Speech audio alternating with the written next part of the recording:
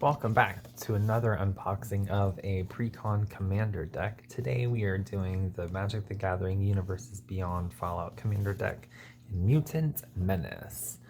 This one particularly spoke to me because this was always one of my favorite creatures, point blank period. Yeah, that's it in a nutshell. So this time I am remembering to open it correctly.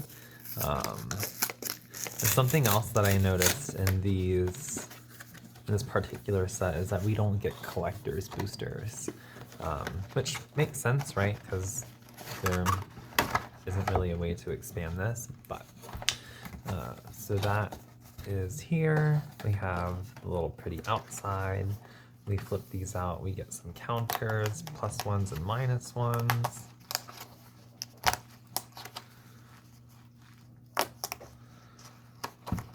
Boom. And lest we not forget, still need to finish up Bloomborough, which is coming up soon. Probably gonna record this, go through those, and then go again through more organizing. I've got a ton of my Jumpstart boosters, and there's so much to do, which is half of what makes this such a fun hobby. So here we go. We get a nice little deck box, which I don't use because I 3D print all of mine, period. But this one's nice. This is different because it stands up vertically versus that of horizontally. Here is what one of the Duskmourn boxes looks like, and Bloomborough is similar. So just something of note. And typically on the back we have some of these larger tokens, which honestly still don't know what they mean, but whatever. I'm still new. And then last but not least, we have this wonderful deck.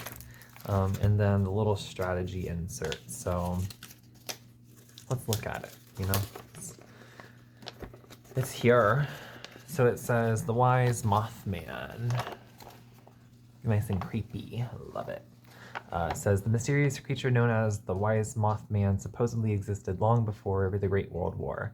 It's said that this half-man, half-moth monster appears at the onset of a great tragedy and was sighted mere hours after the first bombs dropped during the Great War. Many believe this being to be a harbinger of doom, whispering warnings to any who meet into glowing gaze. Those who wish to learn further of the Wise Mothman's portents have joined together across Appalachia, forming multiple factions like the Cult of the Mothman, the Enlightened, and the Brothers of the Wood. Though the Wise Mothman's lessons may be interpreted differently by its followers, it's undeniable that the cryptic cryptid has earned his legend status. Then our other legendary creature here is the Master Transcendent.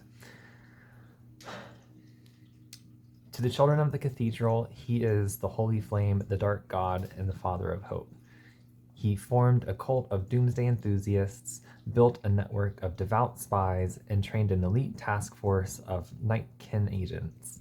To the Unity and its enhanced followers, he is the master of super mutants. There you go. Intent of infecting, spreading, and perfecting the forced evolutionary virus to usher humanity into a brand new age of transcendent prosperity. But before any of this, he was simply a Vault 8 survivor by the name of Richard Moreau, the Dr. Gray to some. Richard would meet an ill fate after falling into an experimental vat of chemicals when he was wounded at the Mariposa military base.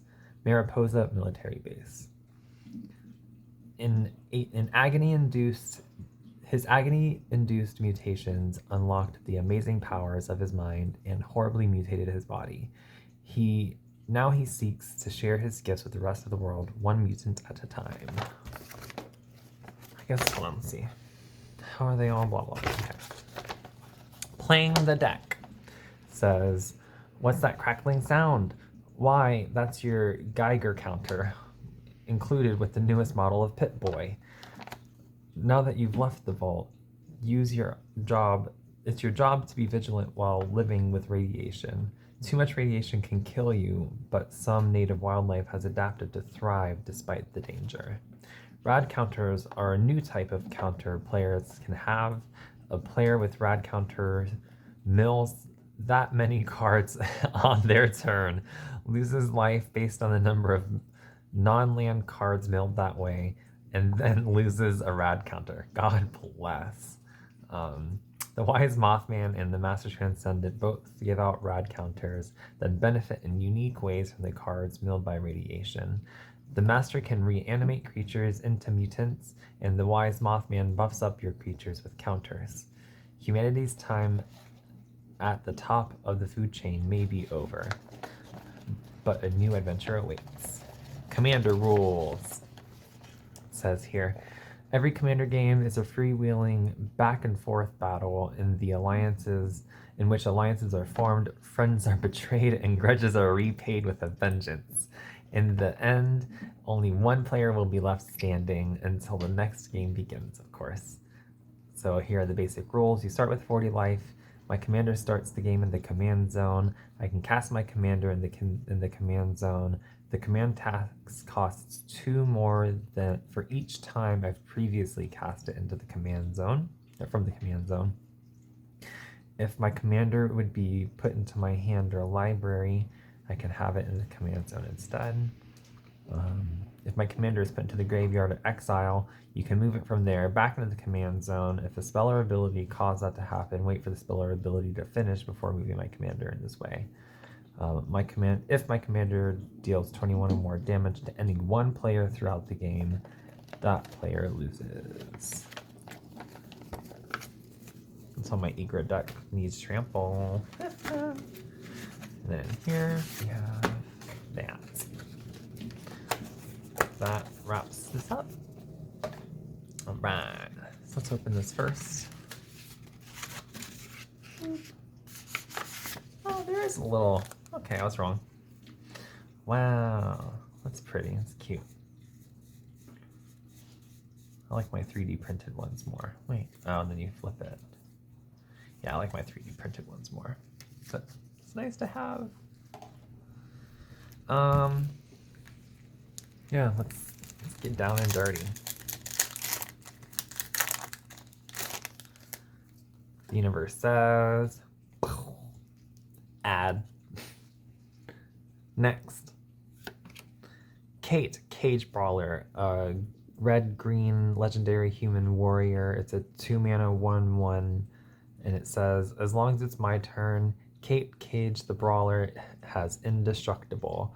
When Kate attacks you and a defending player each draw a card, then discard a card. Put 2+1 counters on Kate if I discarded the card with the highest mana value among those cards. Gnarly. Oh my god. Ruinous Ultimatum is 2 red, 3 white, 2 black sorcery. Destroy all non-land permanents my opponent controls. That seems kind of wild.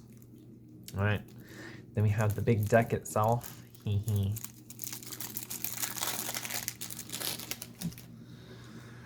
So here's the Wise Mothman, just reading out loud.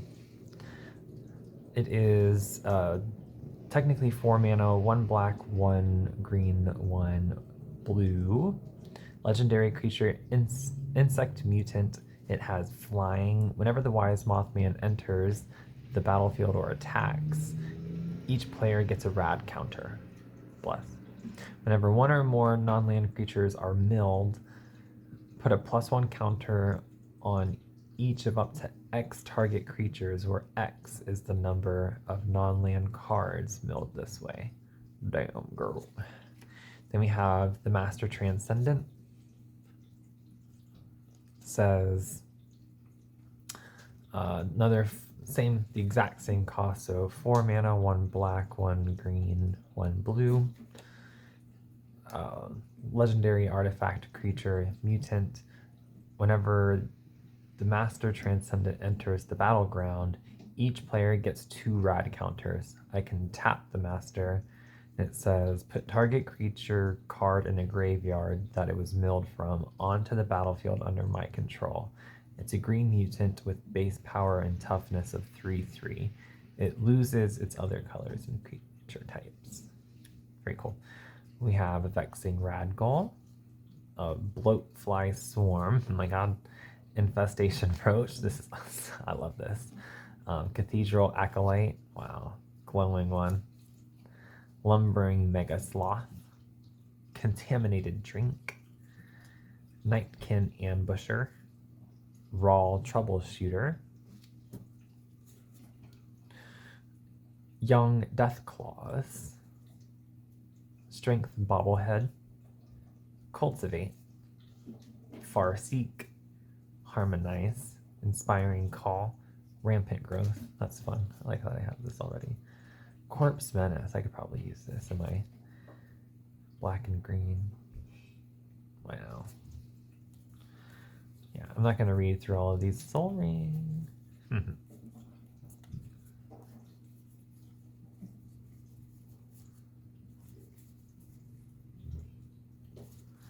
This is nice. I'm really excited to play this deck, honestly. Can someone help me understand the difference between, like, these legendary creatures and these legendary creatures? Like,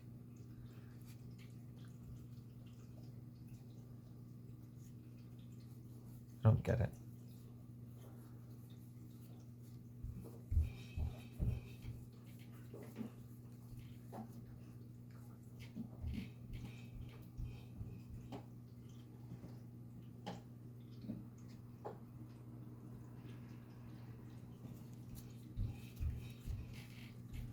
Wow, these are pretty cool cards, honestly.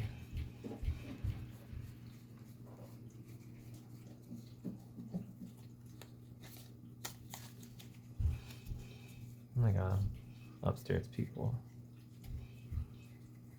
I wonder if there's I don't think there's a Pit Boy in here.